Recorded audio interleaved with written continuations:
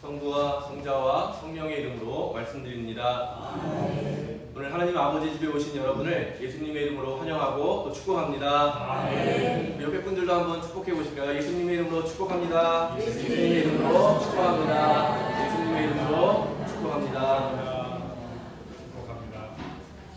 네, 한 달 동안 주보에서 안내해드렸던 것처럼 창조절기 기간인데요. 오늘 우리는 창조절로 같이 예배를 드려보려고 합니다.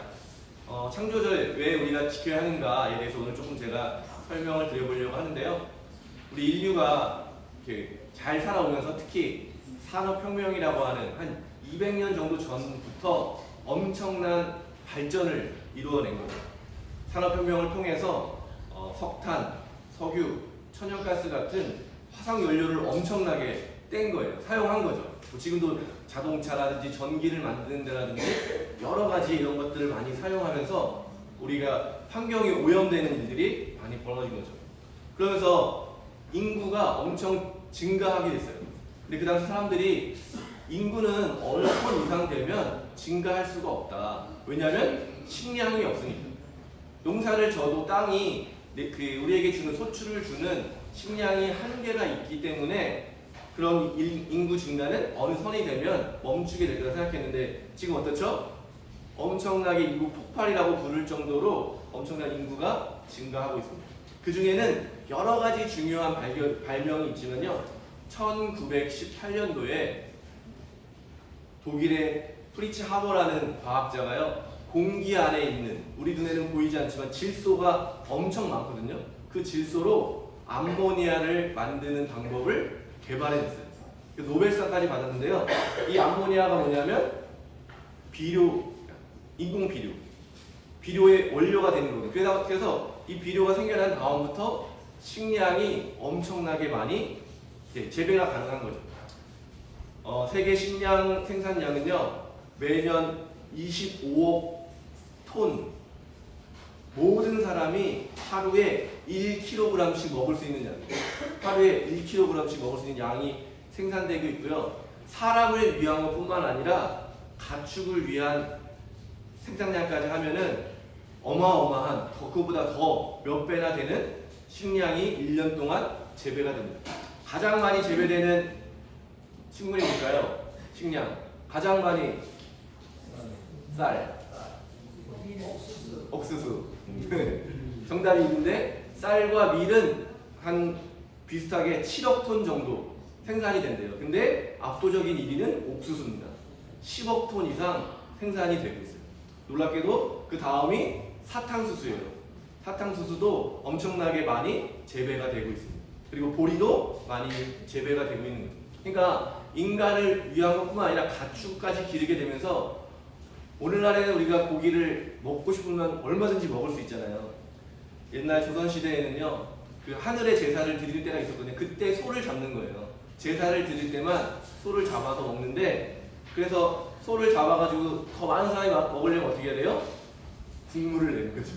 그래서 선농단에서 제사를 드리고 먹은 탕이라고 해서 설렁탕이라는 설이 있어요. 설. 확실한 건 아니고 설이 있는데 우리는 고기 국물이라도 얻어먹으려고 수많은 사람들이 그렇게 한 거죠. 그리고 우리나라 말에 뭐가 있어요? 국물도 없다 라는 거는 아무것도 안 준다 이런 의미인 거예요. 그러니까 고기라는 게 그게 귀했는데 지금은 어때요? 마트에 가면 고기가 그냥 가득가득 쌓여있고 문을 닫을 때쯤 되면은 할인도 하잖아요. 많이 빨리빨리 사가라 이렇게 하면서. 그러면서 우리 이 지구가 엄청나게 많은 생산을 하고 있습니다.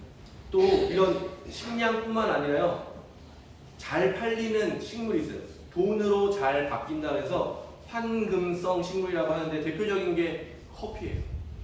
커피가 어마어마하게 지어지고 있고 그 농사를 짓고 있고요. 고무도 대표적인 식물에서 나무에서 나오는 고무 나무에서 나와요. 그래서 사람들이 돈이 벌리니까 숲을 다 없애요. 그리고 엄청나게 대량으로 커피와 고무나무 뭐 이런 거 사람들이 잘 먹는 것들을 포도도 엄청나게 많이 심잖아요. 그러니까 이런 일들이 생태계를 파괴하는 거예요. 인간이 정말 풍요롭게 먹기 위해서 지구를 엄청나게 파괴했죠. 그래서 많은 사람들이 식물의 다양성이 점점 줄어들고 있다. 근데 어떤 일이 일어나면요. 대표적으로 1845년에 아일랜드에서 일어났던 일인데요. 아일랜드가 농사가 잘 안 된대요. 근데 아일랜드에 감자가 들어온 거예요. 새로운 품종으로 감자가 들어왔는데 감자는 아무 데서나 잘 되잖아요. 그래서 아일랜드 사람들이 다 감자 농사를 지은 거예요. 다. 근데 갑자기 1845년에 감자병이 돈 거예요. 그래서 감자가 다 죽은 거예요. 그래서 그 당시 1845년에 아일랜드 인구가 800만 명이었거든요. 200만 명이 굶어 죽었어요. 실제로. 그리고 200만 명이 미국으로 이민을 가고. 그러니까 인간의 인구의 절반이 다 사라지게 됩니다. 그만큼 한 품종만을 키우게 되면 그 전염을 막기가 굉장히 어렵다는 거예요. 그러니까 지금도 전 세계가 점점 인간들에게 필요한 작물들로 이 생태계를 구성해 가는 일이 하나의 전염병이 돌면 완전히 초토화되는 거죠. 그런 일들이 위험성이 실제로 있습니다. 전 세계에 지금 키워지고 있는 가축 수가요 280억 마리. 그 중에 대다수 닭인데요 240억 마리. 그래서 어떤 학자가 이야기하기로 지금의 뭐 지질 같은 걸로 많이 이렇게 시대를 이야기하잖아요. 인류 세라는 이름을 붙였는데 인류세의 특징은 뭐냐? 어디를 가도 닭 깃털을 볼 수가 있다. 전 세계 어디를 가도 수많은 닭을 우리가 그만큼 잡아먹는 거예요. 한국에서만 그 가축 전 세계에서요 닭이 240억 마리가 키워지고 26억 마리가 잡혀요. 그러니까 엄청나게 소비가 되는 거죠. 26억 마리를 먹는 거예요. 최근에 뉴스에 보니까요 계란을 거기에 숫자가 써 있거든요. 그 중에 제일 싼 계란은 뭐냐면요 닭이 태어날 때부터 간신히 몸 이렇게 있는 닭장 안에서 산 닭이 낳은 계란이 숫자가 4자로 시작하는 거 뭐 이렇게 있어요. 근데 더 이상 그거를 생산하지 못하도록 법이 바뀌었어요.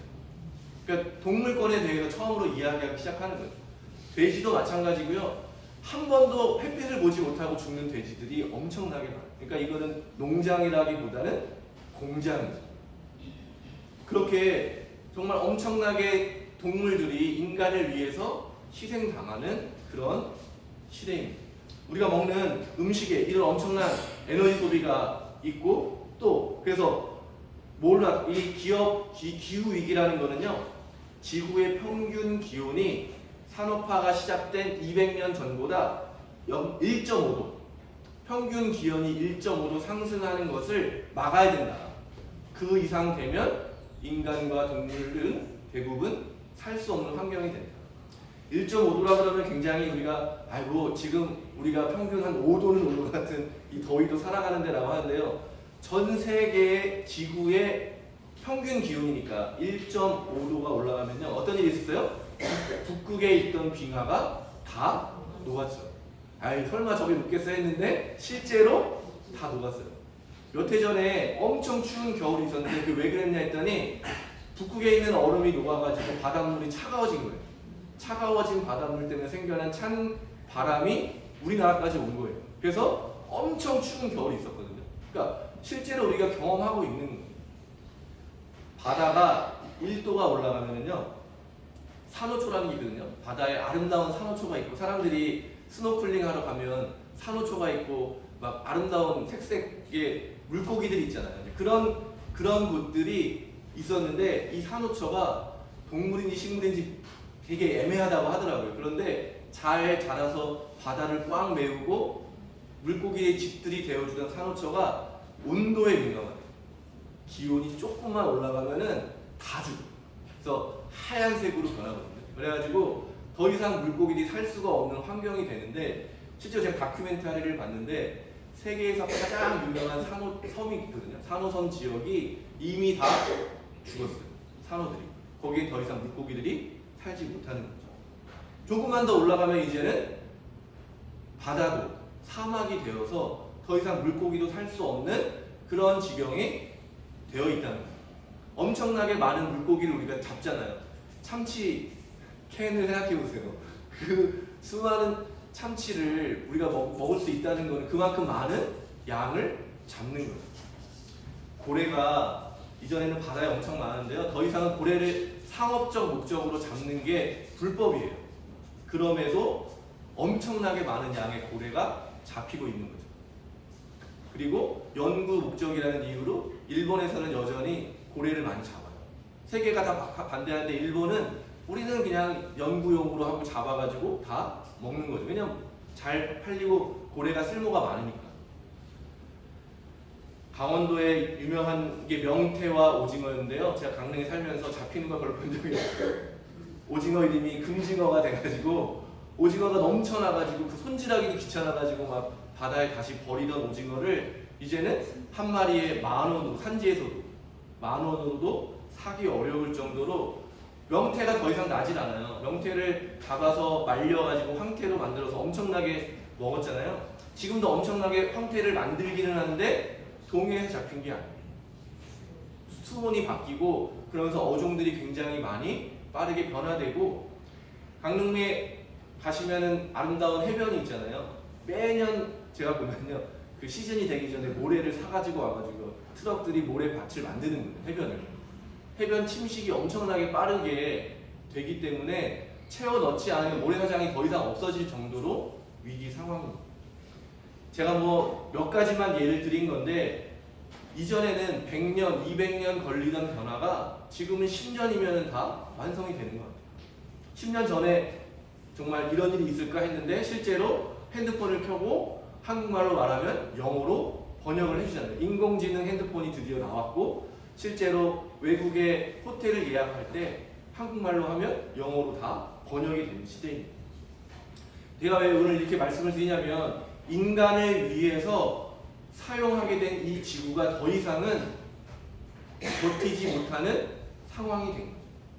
그래서 성공회는 오래전부터 1960년대부터 80년대부터 선교, 교회가 해야 될 중요한 일 5가지 중에 5번째를 뭐라고 했냐면, 창조 질서를 보존하고 다음 세대에 이 아름다운 하나님의 창조 세계를 물려주는 것이 교회가 해야 될 중요한 일이다.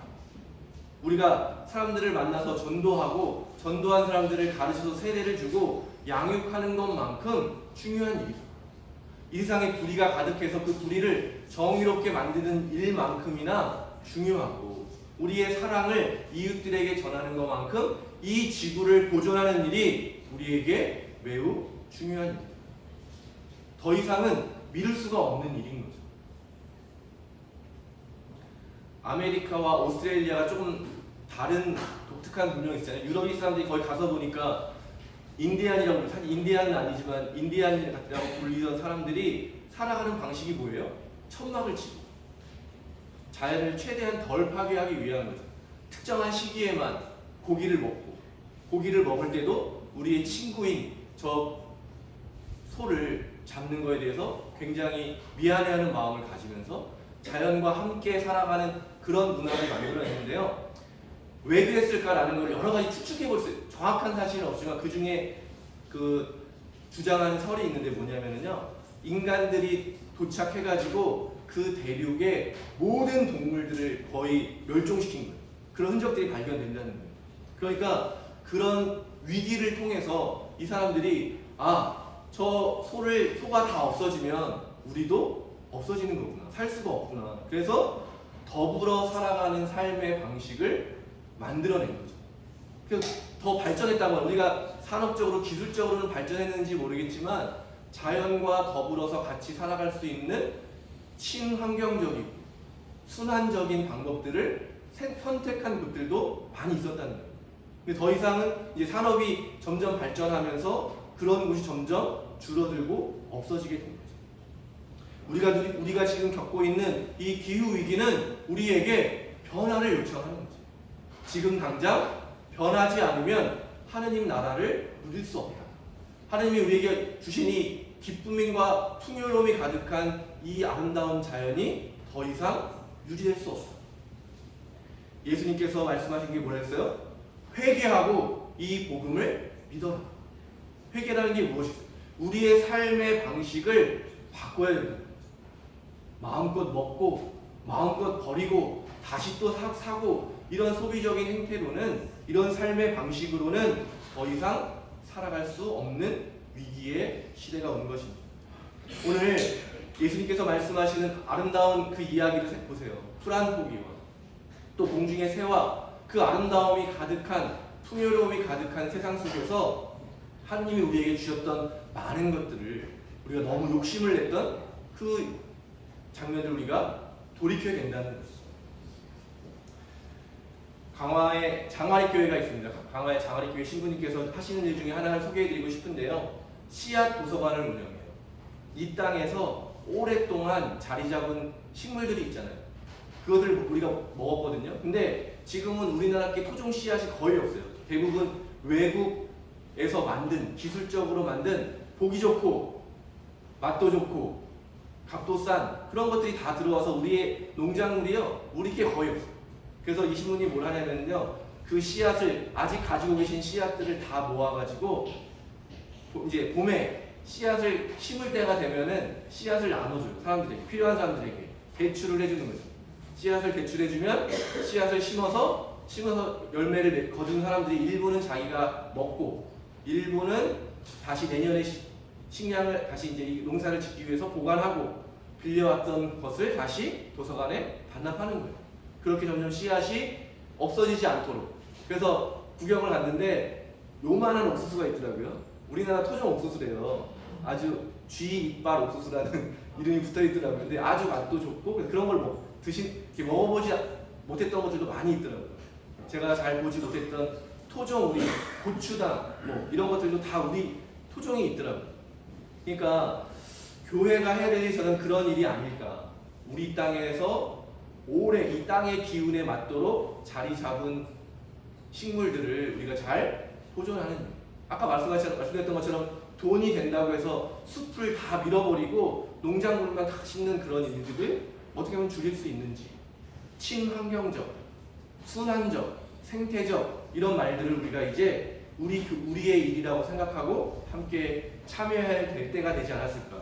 그런 의미에서 장안리교회에서 하고 있는 그런 중요한 일들이 우리 교회에서도 이루어질 수 있게 되기를 간절히 바랍니다.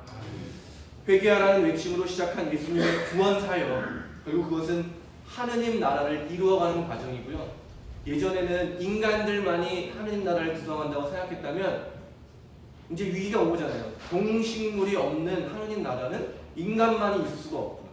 그래서 동물과 식물과 인간이 다 함께 잘 살 수 있는 세상이 하느님 나라라고 한다면 우리 인간을 위한 일들뿐만 아니라 동물과 식물들도 잘 돌보고 서로가 함께 에너지를 주고받는 순환적인 이 고리를 단단하게 하는 일이 이제 필요한 시대입니다.